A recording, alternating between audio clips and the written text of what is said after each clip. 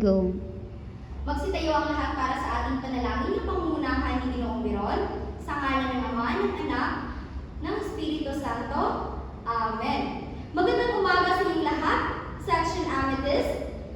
Bago kayo magsiupo, ay maaari nyo bang ayusin ang mga kanin ninyong mga upuan at pulutin ang mga basurang nakakalat sa ilalim ng inyong mga upuan.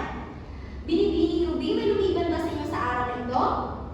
Mabuti naman kung gayon at nakikita kung kayo nga interesado matuto sa ating panibagong talakayan. Ngunit bago tayo magsimula sa ating talakayan, meron akong hinandang panuntunan na magiging gawin natin sa ating klase ngayong araw kung saan pinagmamagatan ko itong bilang. Maaari nyo itong basahin ng sabay-sabay at malakas at itanim ninyo ito sa inyong puso't isipan habang tayo ay nagpapatuloy sa pagtalakay ng ating panibagong aralin.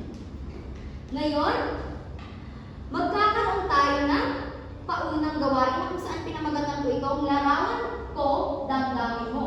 Na kung saan ahahatiin ko ang klase sa apat na pangkat.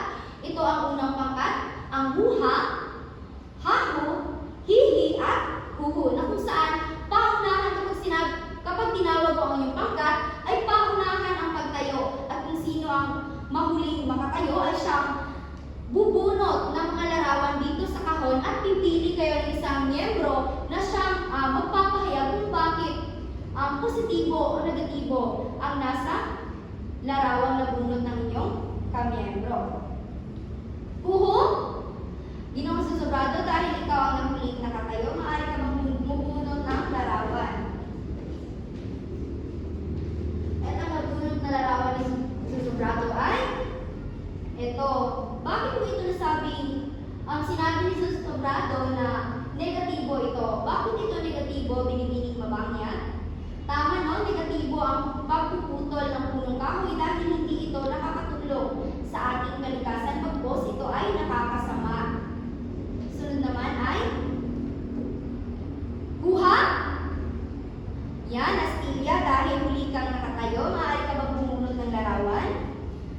At ang nabunot na larawan ng binibining Astilya ay eto. Bakit ito positibo? Binibining Navales. Ayan, positibo ang pagtatanim ng punong kahoy dahil ito ay nakakatulong sa ating kalikasan. Ngayon ay nakikita ko nga kayo ay masihan sa ating ginawang gawain, ngunit bago tayo magpatuloy ay maaari ko bang tanungin kung natatandaan pa ba ninyo kung ano ang ating itinalakay ng nakaraang talakayan. Ano nga ang ating tinalakay ng nakaraang talakayan, Miss Israel?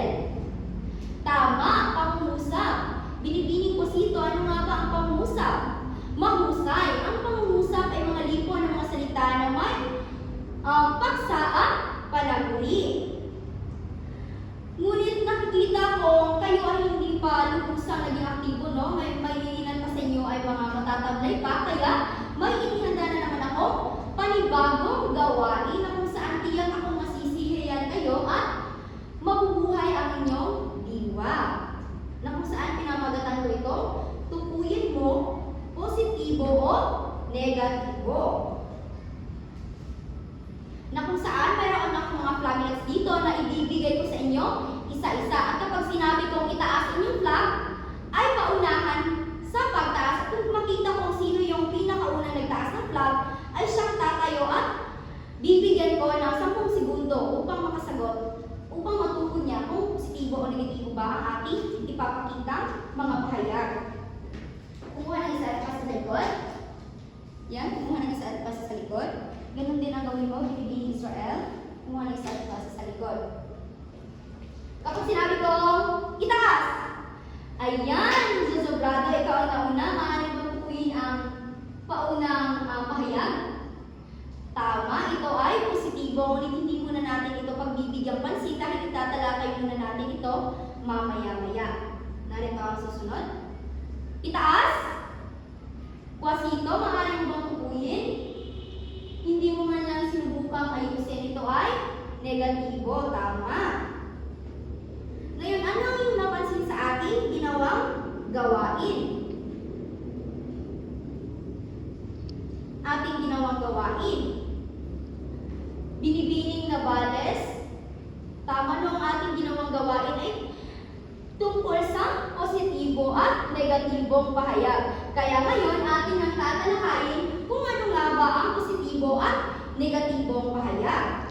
Ngunit bago yan, ay tutukuyin muna natin kung ano nga ba ang pahayag. Ang pahayag ay isang paraan ng pagpapahayag ng iniisip, damdamin, ay ngunit bago yan, narito ang ating layunin sa pagtatapos ng aralin ay ang mga mag-aaral ay narito ang iyong inaasahan na mapagtan sa pagtatapos ng ating aralin. Maaari nyo lamang itong basahin ng tahimik. Ayan natin ang ipagpapatuloy. Ang pahayag ay isang paraan ng pagpapahayag ng iniisip, nararamdaman o opinyon. Maaari itong pasalita o pasulat. Sa pagpapahayag ng ating mga damdamin, hindi lamang ito nakasentro o nakafocus sa pagsalita. Maaari din natin itong sa pagsulat, kagaya na lamang kapag sumasulat tayo sa ating mga diary na kung saan pinapahayag natin kung ano nga ba ang ating nararamdaman o ating salubin. Ngayon, dumako naman tayo sa dalawang uri ng pagpapahayag. Ang dalawang uri ng pahayag ay meron dalawang uri para positibo at negatibong pahayag. Kapag sinabi natin positibong pahayag, ito ay nagsasaad ng mga ideya o isipang kaaya-aya o maganda ang dating sa tagapakinig o mga magbabasa. Kapag ibig sabihin ng positibong pahayag, kapag sinabihan tayo maganda si Queenie, di ba ang nararamdaman natin ay nasisiyahan tayo kasi sinabihan niya tayong maganda. At madalas itong ginagamitan ng mga panandang gaya ng totoo, tunay, talaga, sadya at iba pa. At kapag tayo naman nagsasabi na sumasang-ayon tayo, tunay niyang maganda si Queenie. Yun.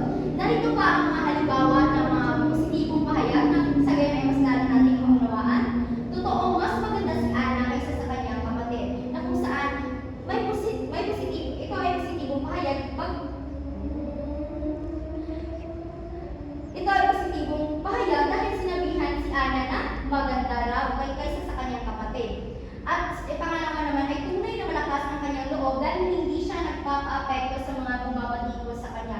Ito ay positibo sapagkat positibo ang kanyang loob na kahit man ay may bumabatikos sa kanya, ay patuloy pa rin siya. No? At may mga pagkakataon na kahit gumagamit ng negatibong salita, ay nananatili pa rin positibo ang dating ng mga pahayag. At narito naman ang negatibong pahayag. Kapag sinabi natin negatibong pahayag, ito ay kabaligtaran ng positibong pahayag na kung saan ito ay naglalaman ng mga kaisipang hindi kanais-nais sa luwag o hindi nakakalugod sa nakararami. Halimbawa na lamang ito sa konteksto na sinabihan mo, napakapangit naman ang ugali mo, Regine. Diba? Ito ay naglalaman ng negatibo dahil si Regine ay nasasaktan kapag sinasabihan siya napakapangit ng kanyang ugali. At narito ang mga halimbawa na mas maunawaan pa natin ng maayos. Walang makikita kagandahan sa kanyang pag-uugali kahit ano pa ang kanyang gawin.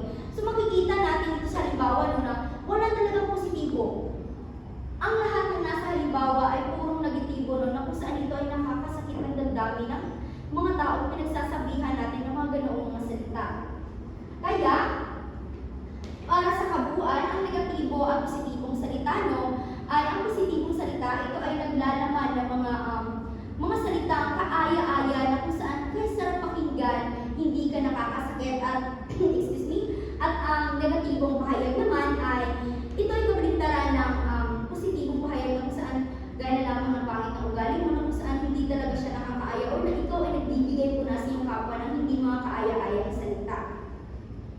Ngayon, upang masukat ko kung lubos niyo bang nawaan ng ating talakayan sa ating panibagong bagsak, binibining arado, maaari ka bang tumayo at maaari mo bang sagutan ng ating hinandang katanungan? Paano nagkakaiba ang epekto ng positibong pahayag at negatibong pahayag sa emosyon o pananaw ng nakikinig?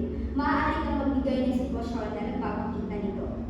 Tama, napakahusay. Talagang makikita ko at ako ay nasisiyahan na kayong lahat ay nakinig sa ating ginawang talakayan ngayong araw. Kaya ngayon, upang masukat ko ang inyong kaalaman, ay magkakaroon tayo ng panibagong gawain na kung saan ito ay tinatawag kong poster express na kung saan ngayon ay hahatiin ko ang klase rin sa apat na pangkat, ngunit iba na ang pangalan. Ito ang lupa, apoy, tubig at hangin, na kung saan ang bawat pangkat ay bubunot ng mga pangungusap dito sa kahon. Narito ang ating kahon at ito ay naglalaman ng mga pangungusap na kung saan bubunot kayo dito at batay sa inyong nabunot ay gagawa kayo ng poster bawat pangkat na kung saan ito ay nagpapakita ng positibo at negatibo gamit ang ilustrasyon at simbolo. Na kung saan bibigyan ko kayo ng kahon, maaari na kayong bumunot isa-isa bawat pangkat. Ayan. At nakikita kong tapos na ang lahat, no? At may partisipasyon ang lahat. Maaari ko na bang kunin ang inyong mga nagawang proyekto?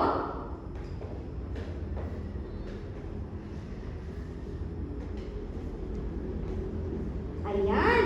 Narito ang inyong mga nagawang proyekto. Napakaganda ng ginawang ilustrasyon ng pangkat apoy, hangin, wow, sa lupa at sa tubig.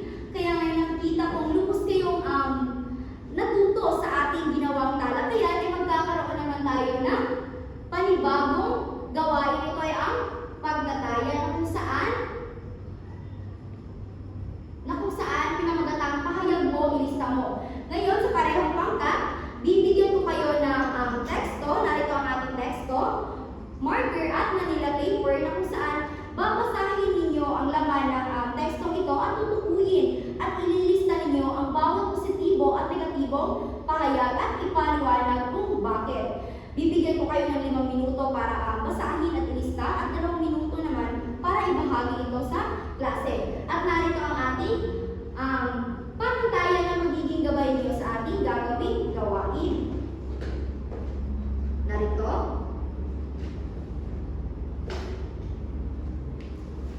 At narito.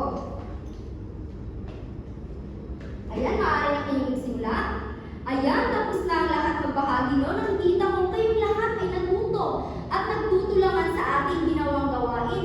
Kaya hindi ako makakapayag na umuwi kayo sa inyong bahay na dito lang, iiwanan nyo lang dito yung ating itinalakay at inyong mga kaalaman.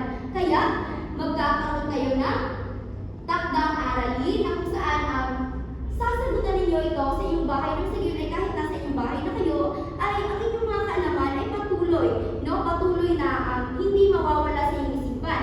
Narito maaari nyo itong kuhanan ng litrato o isulat sa inyong kwaderno. Narito ang paluto. Gamitin ang mga positibo at negatibong pahayag mula sa teksto upang makagawa ng tatlong salaysay na nagpapakita ng ugnayan ng epekto ng pahayag sa paksa o karakter. Naintindihan niyo ba ang panuto? Narito ang pamantayan sa inyong takdang aralin. Naintindihan niyo ba, Amethyst? Ayan, maaari na kayong tumayo. Ngunit bago kayo magsilabas, ay maaari niyo bang pulutin pa rin ang mga basura at ayusin ang hanay ng inyong mga uwan. Paalam at maraming salamat, Section Amethyst.